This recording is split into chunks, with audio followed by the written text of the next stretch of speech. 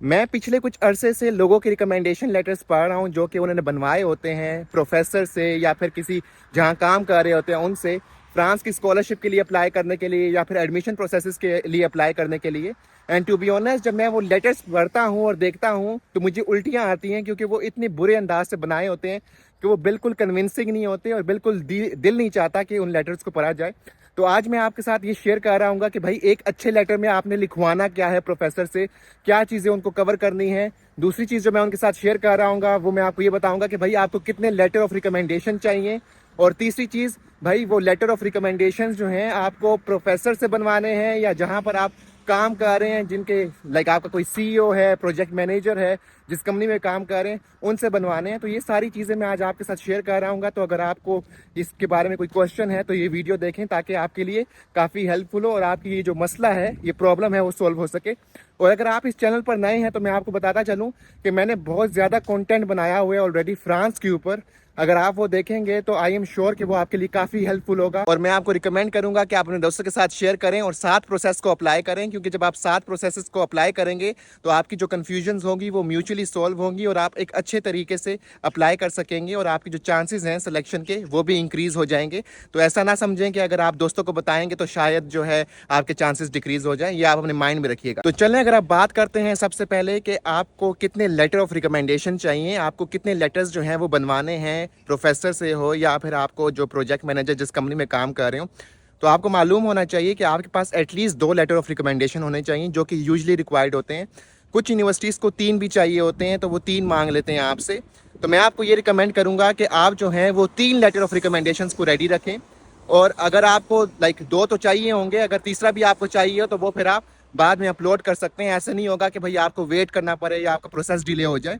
तो 3 letter of recommendations को आप रेडी रखिएगा, ताकि एट द एंड मोमेंट अगर कोई मसला होता है तो आपके पास तीसरा हो। क्योंकि काफ़ी दफ़ा ऐसे भी होता है कि 2 प्रोफेसर जो हैं वो आपके साथ कमिट करते हैं और एट द एंड जो होता है कोई एक प्रोफेसर जो होता है वो आपका बैक आउट कर जाता है। ठीक है, जब वो बैक आउट करता है तो फिर आपके पास लास्ट मोमेंट में कुछ ऑप्शन होता नहीं है। तो उसके लिए बेहतर यही है कि आप जो पहले से ये अरेंज कर लें तीसरा प्रोफेसर, इन केस एक बैक आउट करता है तो आपके पास एक एक्स्ट्रा लेटर ऑफ मोटिवेशन हो तो उसको भी आप यूज़ कर सकते हैं।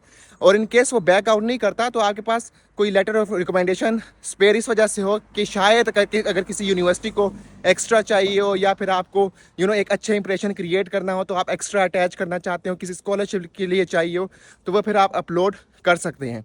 सो 3 को मैं आपको रिकमेंड करूँगा कि 3 लेटर ऑफ रिकमेंडेशन आप अपने पास रखें।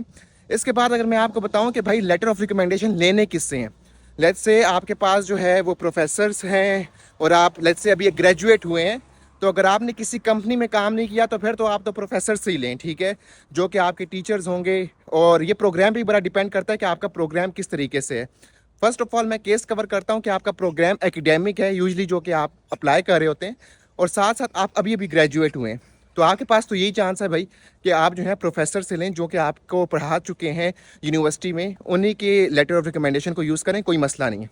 अब लेट्स से आप जो हैं ग्रेजुएट हुए हैं 2-3 साल पहले और आप ऑलरेडी काम भी कर रहे हैं। सो इस दिस केस में मैं आपको क्या रिकमेंड करूँगा कि आप ये कर सकते हैं कि अगर आपका प्रोग्राम एकेडमिक है, रिसर्च ओरिएंटेड है, तो आप जो हैं 2 लेटर ऑफ रिकमेंडेशन जो है अपने यूनिवर्सिटी के प्रोफेसर से लें और 1 लेटर ऑफ रिकमेंडेशन जो है वो फिर आप जो है अपने मैनेजर से लें जिस कंपनी में काम कर रहे हैं। सो इससे बेनिफिट ये होगा कि आपके पास प्रोफेशनल एक्सपीरियंस का भी लेटर होगा और आपके पास एकेडमिक एक्सपीरियंस का भी लेटर होगा। सो ये बहुत इंपॉर्टेंट एलिमेंट है। ये उन लोगों के लिए जो कि ग्रेजुएट हो चुके हैं और वर्क एक्सपीरियंस रखते हैं, क्योंकि यूनिवर्सिटी को पता लगेगा कि यार चलो ये ग्रेजुएट हुआ है, इसने काम भी किया और उसका वर्क एक्सपीरियंस भी है। सो उसका बेनिफिट इस हिसाब से रहेगा। और लेट्स से अगर आपका प्रोग्राम एकेडमिक नहीं है, लेट्स से वो प्रैक्टिकल प्रोग्राम है, तो उसमें आप क्या कर सकते हैं कि लेट्स से प्रैक्टिकल का मतलब क्या है कि MBA है लेट्स से, जिसमें आपको प्रैक्टिकल एक्सपीरियंस चाहिए होता है बहुत ज़्यादा और वो रिक्वायर्ड होता है प्रोग्राम की किसी ना किसी उसको कंप्लीट करने के लिए, यानी वो main part of the programme होता है। तो उसमें आप क्या कर सकते हैं, मैं आपको हमेशा ये रिकमेंड करूँगा कि आप 2 लेटर ऑफ रिकमेंडेशन जो आपके वर्क एक्सपीरियंस से रिलेटेड हैं, अगर आपने 3-4 साल एक्सपीरियंस किया हुआ है, काम किया हुआ है, तो वो उनसे लें, प्रोजेक्ट मैनेजर से लें, CEO से लें, ठीक है, जो कि एक अच्छी कंपनी का हो, जो कि आप जिसमें आप काम करते हो। ऐसा ना हो कि आपका अपना स्टार्टअप हो और आप अपने आप को लेटर ऑफ रिकमेंडेशन दे रहे हैं, ऐसा नहीं होगा, ठीक है। तो अगर आपने प्रैक्टिकल प्रोग्राम में अप्लाई किया हुआ है तो उसमें बेहतर ये होगा कि आप जो है अपनी अच्छी जो कंपनी आपने ज्वाइन की हुई है उसके मैनेजर से लें, उसके अपने प्रोजेक्ट लाइन से लें, अपने जो है सीईओ से लें, तो वो बेहतर रहेगा। और एक जो है वो आप एकेडमिक को रखें। एकेडमिक को आप कभी इग्नोर नहीं कर सकते क्योंकि एट द एंड जो है वो आप एजुकेशन हासिल कर रहे हैं। So it's very important part of your profile, ठीक है। तो एकेडमिक को आपने रखना है, बट ये हो सकता है कि आप वेरिएशन ला सकते हैं कि 2 एकेडमिक 1 प्रोफेशनल, या तीनों एकेडमिक, या फिर 1 एकेडमिक 2 प्रोफेशनल। सो ये बहुत इंपॉर्टेंट एलिमेंट है, लोगों को इसके बारे में बहुत ज़्यादा कन्फ्यूजन होती है। सो आई होप कि अब इसके बारे में कंफ्यूजन नहीं होगी। So 3 letter of motivation, 3 letter of recommendation, और फिर आपने ब्रेक डाउन किस हिसाब से करना है वो आपके एक्सपीरियंस पे डिपेंड करता है, आपकी ग्रेजुएशन टाइम पे डिपेंड करता है, और कितना टाइम हो गया है, और आपका वर्क एक्सपीरियंस कैसा है, और कंपनी किस कंपनी में काम कर रहे हैं। ऐसा ना हो कि कोई फारिग कंपनी हो या फिर आपका अपना स्टार्टअप हो, तो इन दैट केस तो फिर आप अपने आपको लेटर ऑफ रिकमेंडेशन तो नहीं दे सकते। तो इसमें यही है, फिर आप अपने एकेडमिक को यूज़ करें। अगर आप किसी फारिग कंपनी में या फिर अपनी अपनी स्टार्टअप में काम कर रहे हैं जो कि इतना वेल नोन नहीं है, तो फिर उस केस में आप जो है एकेडमिक ही जो है वो लेटर इस्तेमाल करें, recommendation. Even in the case कि अगर आपका प्रोग्राम जो है वो प्रैक्टिकल प्रोग्राम है, क्योंकि उसमें आपके पास कोई ऑप्शन नहीं है सच। सो अब तीसरा और आखिरी बहुत इंपॉर्टेंट एलिमेंट जो कि मैंने आपके साथ डिस्कस करना है, और वो यह है कि भाई आपने लेटर ऑफ रिकमेंडेशन में लिखवाना क्या है प्रोफेसर से। अच्छा, ये बहुत इंपॉर्टेंट एलिमेंट है और लोग इसमें बड़ा मैसअप करते हैं। फर्स्ट ऑफ ऑल, एक तो ये होता है कि कुछ प्रोफेसर आपको, जो मेजोरिटी ऑफ द प्रोफेसर होते हैं, वो ये कहते हैं कि भाई आप खुद लिख दो, हम आपका स्टैंप लगवा देंगे, ठीक है, या फिर आपका साइन कर देंगे। और कुछ प्रोफेसर ये होते हैं कि वो बहुत कम होते हैं ऐसे यूजुअली, कि वो कहते हैं चलो हम आपको लिख देंगे। अब जो प्रोफेसर जो आपको कहते हैं कि आप लिख दो, हम आपको जो है वो सिग्नेचर या स्टैंप लगवा देंगे, उसका तो कोई इतना मसला नहीं है, वो तो आप अपने तरीके से लिख सकते हैं, और मैं आपको बताऊंगा कि आपने क्या क्या उसके अंदर लिखना है। बट वो प्रोफेसर जो कि भाई खुद लिखते हैं, उनका सबसे बड़ा इशू होता है। अच्छा, अब मैं आपको बताता हूँ कि आपने लेटर ऑफ रिकमेंडेशन में यूजली क्या क्या एलिमेंट्स होते हैं जो कि एक्चुअल में अगर आपका लिखा जाए तो वो बेहतर होता है। तो फर्स्ट ऑफ ऑल, यूजली जो लेटर ऑफ रिकमेंडेशन में होता है उसमें प्रोफेसर का थोड़ा सा इंट्रो होता है, ताकि बताया जाए कि भाई जो प्रोफेसर है वो कोई अच्छा प्रोफेसर है। ऐसा नहीं है कि कोई आपका आम जो है वो प्रोफेसर बना हुआ है, ठीक है। और वो यूजुअली जो मैं बता रहा हूँ कि क्या पैटर्न होना चाहिए, तो एक प्रोफेसर का छोटा इंट्रो होना चाहिए अगर प्रोफेसर जो है वो एक अच्छी पोजीशन पे है और एक अच्छा एक्सपीरियंस उसने रखा हुआ है। सो एक तो वो पार्ट होता है। दूसरा पार्ट, लेटर ऑफ रिकमेंडेशन जो होता है वो होना चाहिए स्पेसिफिक, वो जनरल नहीं होना चाहिए। जनरल का मतलब है कि भाई एक लेटर ऑफ रिकमेंडेशन होता है प्रोफेसर के पास, और वो ही ना उसको हर जगह यूज़ कर रहा होता है, ठीक है। हर प्रोफेसर, हर बच्चा जो कहता है उससे, तो उसके ऊपर वो मोहर लगाता है और वो इसको भेज देता है।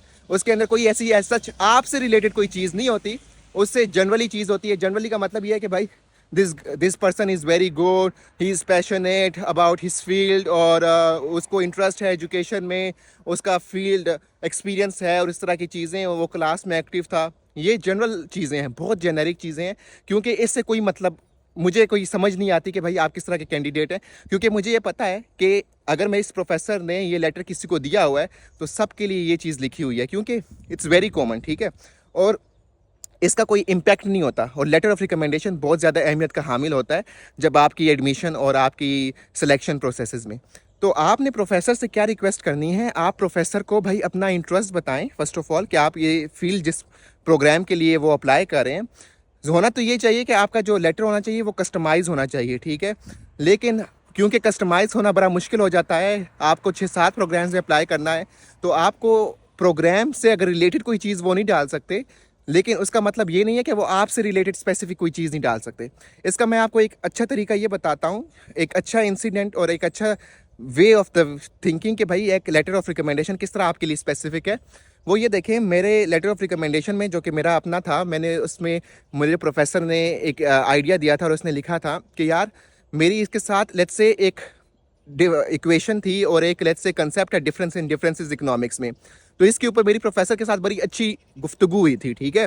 तो प्रोफेसर ने वो इंसिडेंट लिखा कि भाई ये जो बच्चा है इसके साथ मेरी जो है इसका माइंड जो है वो काफ़ी क्यूरियस है, ये काफ़ी अटेंटिव होता है और चाहता है कि प्रोग्राम्स को समझे और किस तरह चीज़ें होती हैं।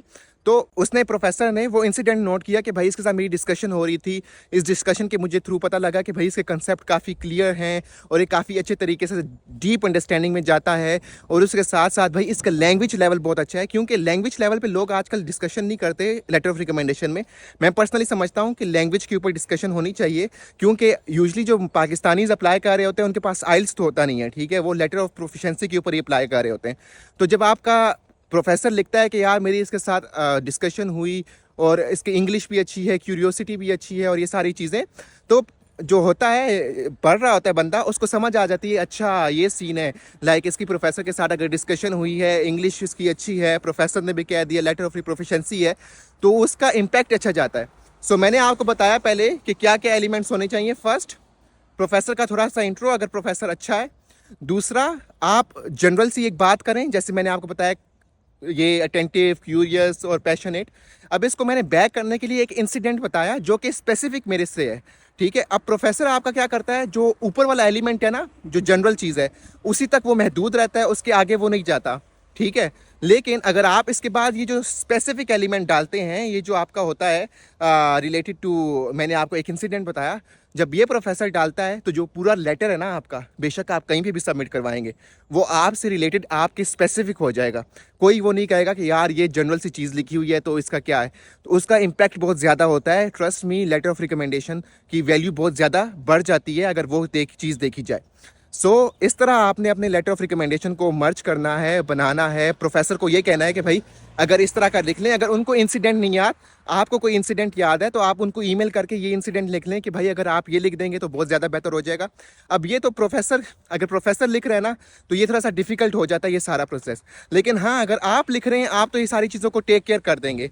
अब प्रोफेसर के केस में क्या होगा कि भाई आपको थोड़ा सा उनको तरले करने पड़ेंगे, लेकिन वो कर देंगे एट दी एंड, ऐसा जितना बड़ा इशू नहीं होता। और इंग्लिश वाली चीज़ सब्जेक्टिव है, लिखना चाहें या नहीं लिखना चाहें, मैं तो रिकमेंड करूँगा कि लिखें, क्योंकि मेरे प्रोफेसर्स ने भी लिखी थी और मुझे पर्सनली लगता है कि ये एक अच्छा इम्पैक्ट है जगह अगर आप लैंग्वेज प्रोफिशेंसी के ऊपर अप्लाई कर रहे होते हैं। अगर मैं समराइज़ करूँ कंटेंट को, प्रोफेसर का जो है थोड़ा सा इंट्रो, ताकि प्रोफेसर की क्रेडिबिलिटी को पता लगे। दूसरी चीज़ जो मैं रिकमेंड करूँगा वो करूँगा कि भाई आपका जो है जनरल जो बातें हैं जो कि यूजली लिखी होती हैं प्रोफेसर्स ने, वो ठीक है, जिसमें अट्रैक्टिव, जिसमें क्यूरियस, जिसमें deep thinking, attentive, good marks और इस तरह की चीज़ें, गुड बिहेवियर। तीसरी चीज़, इंसिडेंट बहुत इंपॉर्टेंट है। और मैं आपको ये बता देता हूँ, अब अगर आपके अब 3 लेटर ऑफ रिकमेंडेशन है, इसका मतलब ये नहीं है कि आप तीनों प्रोफेसर को सेम इंसिडेंट बना के दें, क्योंकि कोर्स डिफरेंट है तो इंसिडेंट भी डिफरेंट होंगे, ठीक है, ऐसा नहीं होना चाहिए। और मैं आपको बता दूं, अगर आप लिख रहे हैं लेटर ऑफ रिकमेंडेशन तो सेम पैटर्न पे ना लिखिएगा, क्योंकि उनको शक हो जाएगा कि यार ये तीनों प्रोफेसर हैं और सेम पैटर्न पे कैसे लिख रहे हैं। भाई आपने एक में इंसिडेंट लिखें, एक में ना लिखें, दूसरे को थोड़ा सा और डिफरेंट तरीके से कस्टमाइज़ करें। तो ये आपने माइंड में रखना है कि भाई इन केस अगर आप लिख रहे हैं तो ये जो है ना, ऐसा नहीं लगना चाहिए कि आपने लिखा है लेटर और कोई सेम पैटर्न नहीं होना चाहिए, क्योंकि तीनों प्रोफेसर्स डिफरेंट हैं। तो ये बहुत इंपॉर्टेंट एलिमेंट है आपके पूरे प्रोसेस में। आई होप कि आपको ये चीज़ समझ आ गई होगी जो आज मैं आपके साथ डिस्कस करना चाह रहा था। आपको पता लग गया होगा कि आपको लेटर किससे चाहिए, आपको यही पता लग गया होगा कि लेटर में लिखवाना क्या है, और आपको यही पता लग गया होगा कि भाई कितने चाहिए, प्रोफेशनल चाहिए और एकेडमिक चाहिए। अगर आपको ये वीडियो पसंद आई हो तो भाई इस वीडियो को लाइक करें, कमेंट करें, दोस्तों के साथ शेयर करें, चैनल को शेयर करें। इंशाल्लाह मेरी मुलाकात होगी आपके साथ दोबारा किसी नई वीडियो में। तब तक अपना ख्याल रखिए, टेक केयर, अल्लाह हाफिज़ and have a good day.